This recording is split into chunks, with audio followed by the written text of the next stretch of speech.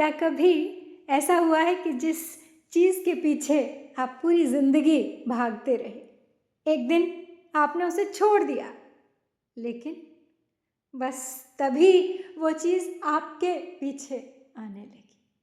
धन, यश, सफलता, सम्मान, रिश्ते, यहाँ तक कि आध्यात्मिक अनुभव भी, जब तक हम उनके पीछे भागते हैं वो हमसे दूर भागते रहते हैं। लेकिन जिस दिन हम उनसे मुक्त हो जाते हैं, बस उसी दिन वो हमारे पीछे आने लगते हैं। तो मधुशाला की ये रुबाई केवल त्याग की बात नहीं करती, ये अनासक्ति के उस रहस्य को खोलती है जिसे गीता, उपनिषद और संतों ने बार बार समझाया है। छोड़ा मैंने पथ मतों को, तब कहलाया मतवाला। चली सुरा मेरा पग धोने, तोड़ा जब मैंने प्याला। अब मानी मधुशाला मेरे पीछे पीछे फिरती है। क्या कारण अब छोड़ दिया है मैंने जाना मधुशाला। क्या कारण अब छोड़ दिया है मैंने जाना मधुशाला। छोड़ा मैंने पथ मतों को, तब कहलाया मतवाला। तो यहाँ पे कवि कहते हैं कि मैंने सभी मतों, विचारधाराओं, संकीर्ण मान्यताओं और बंधनों को छोड़ दिया, तब लोगों ने मुझे मतवाला कहना शुरू कर दिया।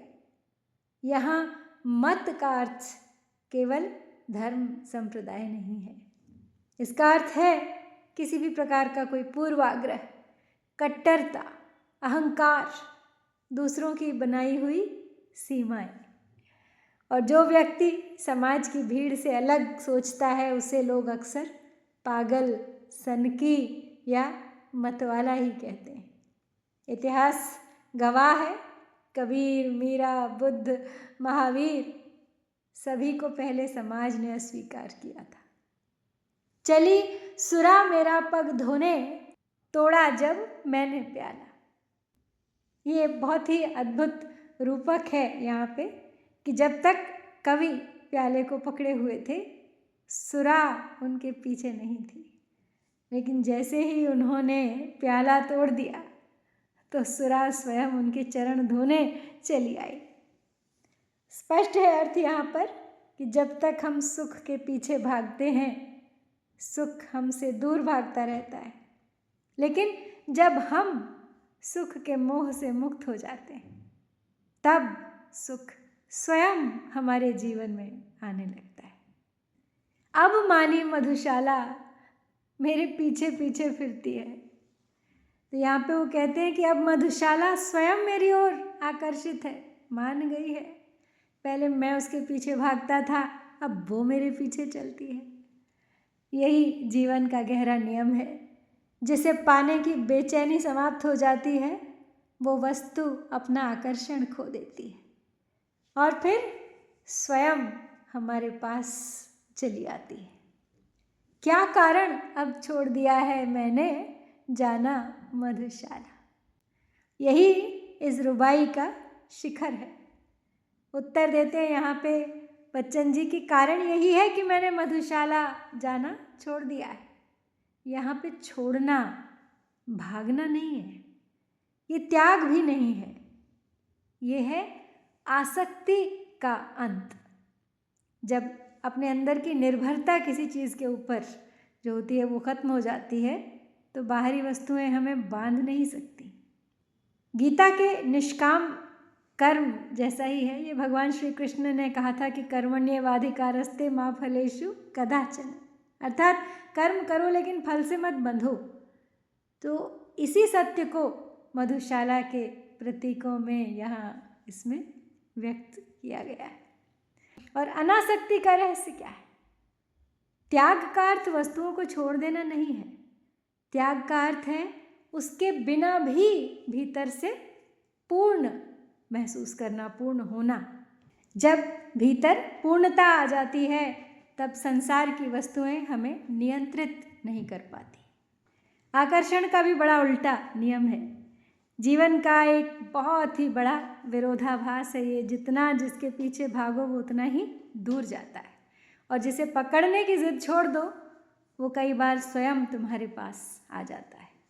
ये केवल धन या सफलता पर ही नहीं, रिश्तों और आध्यात्मिकता पर भी लागू होता है। कबीर से बहुत समानता है यहाँ इसकी। कबीर ने कहा था कि जब मैं था तब हरि नहीं, अब हरि हैं मैं नहीं। अर्थात जब मैं समाप्त हुआ तब ईश्वर प्रकट हुए। तो बच्चन जी भी यही कहते हैं यहाँ पे कि जब मैंने मधुशाला छोड़ दी तो मधुशाला मेरे पीछे पीछे चलने लगी।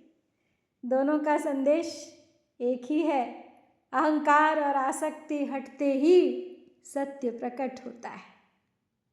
सफलता का मनोविज्ञान देखिए, बहुत से लोग सफल होते हैं जब वे सफलता के तनाव से मुक्त हो जाते हैं, जब काम प्रेम से किया जाता है और परिणाम की चिंता छोड़ दी जाती है, तब उत्कृष्टता अपने आप जन्म लेती है।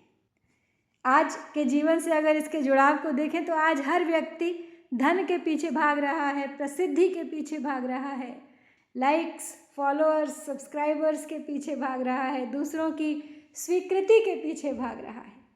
लेकिन जिस दिन मनुष्य अपने मूल्य को इन सब से अलग पहचान लेता है, उसी दिन उसका व्यक्तित्व सबसे अधिक आकर्षक बन जाता है। तो बस इस पद से हमें यही सीखना है कि आसक्ति दुख का कारण है और त्याग का अर्थ भागना नहीं है, भीतर से स्वतंत्र होना है। उस वस्तु के बिना जिसे आप त्यागना चाहते हैं उसके बिना भी स्वयं को पूर्ण अनुभव करना है। सफलता के पीछे मत भागिए, उत्कृष्टता के पीछे भागिए। जो व्यक्ति स्वयं में पूर्ण हो जाता है, संसार उसी की ओर आकर्षित होता है। सच्ची स्वतंत्रता तब आती है जब हम पाने की बेचैनी से मुक्त हो जाते हैं। शायद जीवन का सबसे बड़ा रहस्य यही है कि जब तक हम कहते रहते हैं मुझे चाहिए, तब तक मन अशांत रहता है। लेकिन जिस दिन हम कह पाते हैं कि जो है वही पर्याप्त है, बस उसी दिन संसार बदलने लगता है और तब हमें मधुशाला ढूंढनी नहीं पड़ती, मधुशाला स्वयं हमारे पीछे चलने लगती। आइए इस अंतिम पंक्ति को फिर से महसूस करें। क्या कारण अब छोड़ दिया है मैंने जाना मधुशाला।